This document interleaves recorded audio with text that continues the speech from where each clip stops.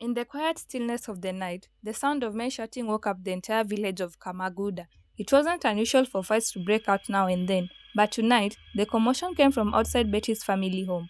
Two young men, Kamau the blacksmith and Juma the fisherman, were locked in a brutal fight, their fists flying and curses echoing in the air. Villagers rushed to the scene, only to discover the root of the fight, Betty. "She's mine," Kamau yelled, his face blooded but determined. "No, she promised to meet me tonight," Juma countered, refusing to back down. In the crowd, Betty's parents stood clueless, their faces filled with shame and confusion. To them, Betty was their perfect, well-behaved daughter who could do no wrong. But every man in the village knew the truth. Betty wasn't just beautiful, she was irresistible. Men couldn't stay away from her, even when they knew they should. Betty watched the fight unfold from her bedroom window, a sly smile playing on her lips. She loved the attention. She loved being desired, but deep down, she knew something wasn't right. She couldn't stop herself. No matter how many men she entertained, no matter how much attention she got, she always wanted more. It was as though something behind her control was pulling her into this life. The fight ended when the village elder intervened, dragging the men apart and sending them home in disgrace. But the damage was done. Everyone whispered about Betty, though no one dared confront her family. Her parents remained respected in the village and no one wanted to risk their wrath. Betty closed her window that night. Her mind wandered to the stories her grandmother used to tell her. Strange stories about curses and sins of the past. Could that explain her insatiable desire? Betty shook her head and crawled into bed. Whatever it was, she would deal with it tomorrow. But deep down, she knew there was no escaping it. In Kamaguda, beauty wasn't rare, but Betty's beauty was otherworldly. Her smooth dark skin glowed under the sun, and her long thick hair always fell perfectly into place. Her wide bright eyes held secrets that no one could unravel, and her smile could stop a man in his tracks. Even the women in the village admired her. They copied the way she dressed, tried to style their hair like hers, and even imitated her work. But no one could quite capture what made beauty so magnetic. "Betty, how do you always look so perfect?" asked Wanjiru, one of her closest friends. Betty laughed softly, brushing off the compliment. "It's nothing really."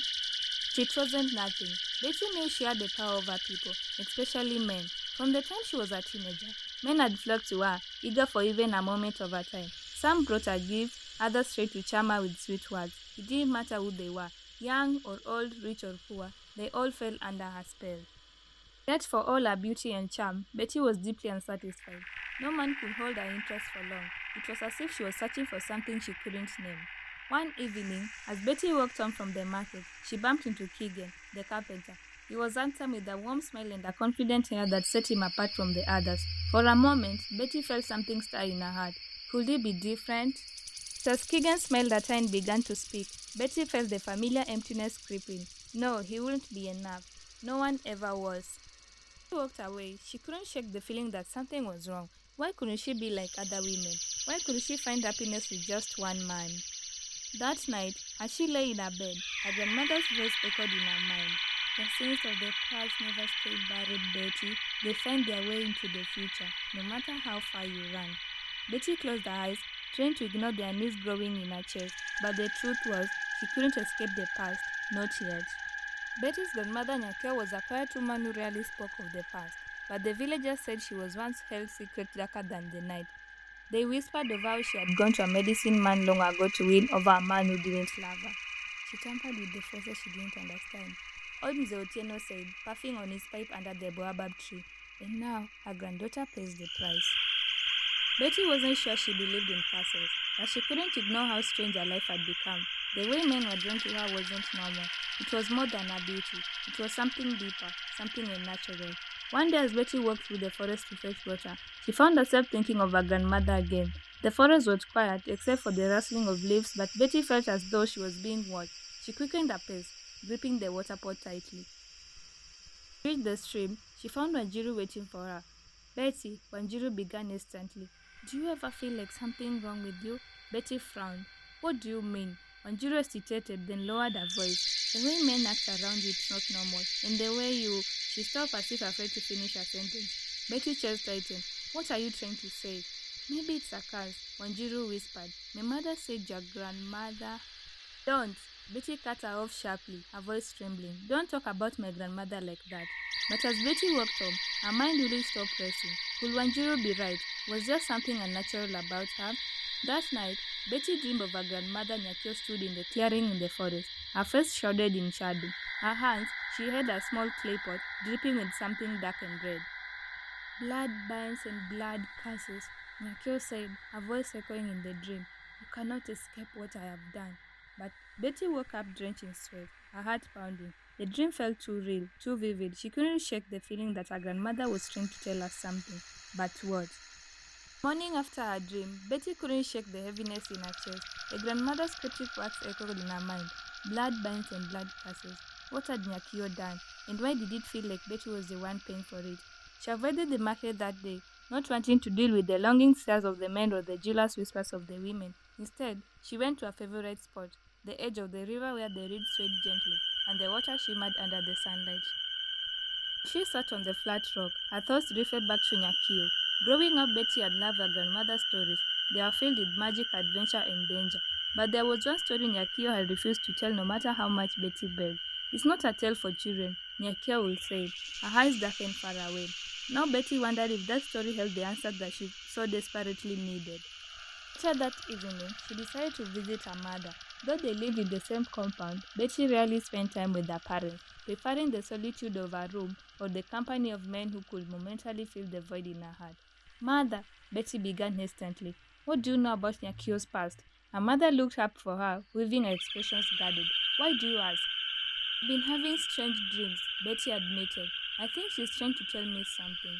Her mother hung still, and for a long moment she said nothing. Then with a sigh, she put down her weaving and looked Betty in the eye. Grandmother was a complicated woman, she said carefully. She loved deeply, but her love wasn't always pure. She made mistakes that had consequences. What kind of mistakes? Betty pressed, her heart pounding. Her mother hesitated, then shook her head. It's not my story to tell, but I will say this. Nyakio always believed that the choices we make echo through generations. She used to say, our own left orphan will bleed into the future.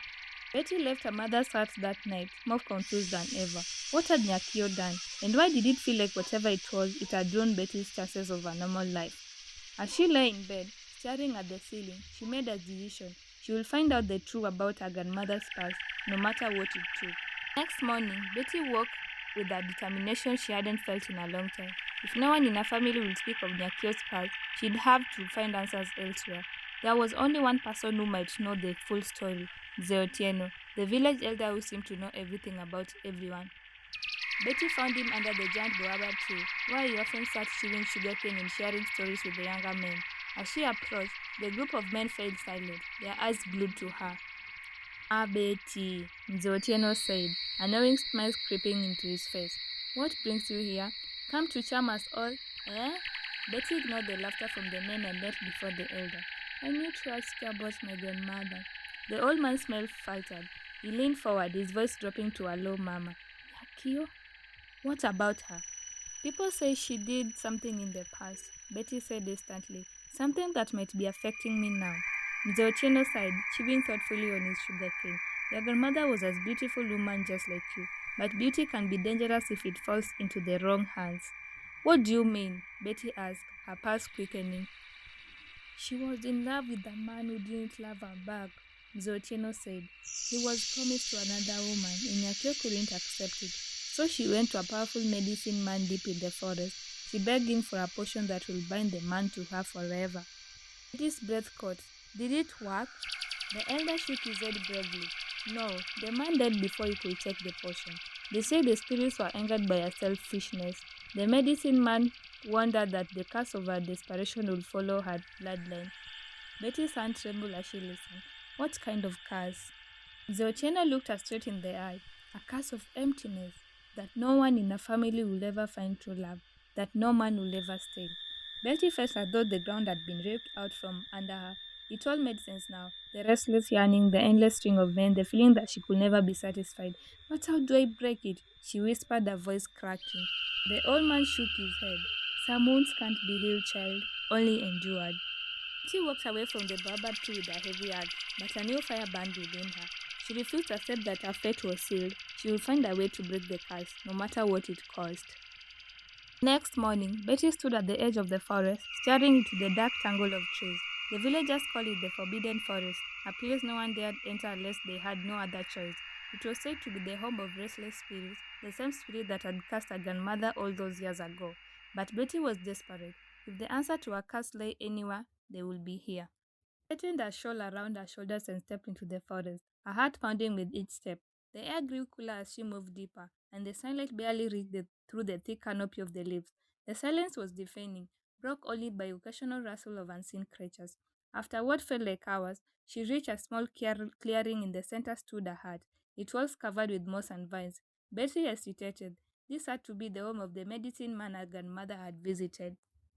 Gathering her courage, she stepped forward and knocked on the door. The sound echoed. "Who comes to disturb my solitude?" A raspy voice called from within. The door creaked open, and an old man with piercing eyes and long white beard appeared. He leaned heavy on a wooden staff, his gaze sharp despite his age. "I am Betty, Nyakio's granddaughter," she said, trying to keep her voice steady. "I've come to ask about the cars." The man studied her for a long moment, then stepped aside to let her in. Inside the hut smelled of herbs and smoke. Dried plants hung from the ceiling and a fire crackled in the center of the room.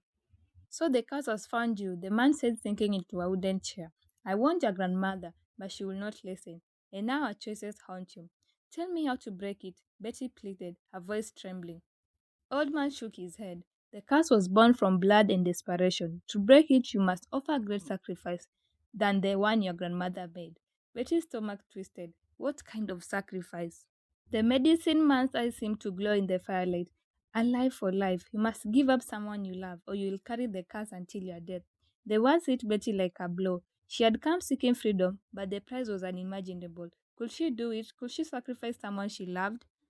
The old man leaned closer. "Decide quickly, child. The spirits are impatient, and they will not wait forever."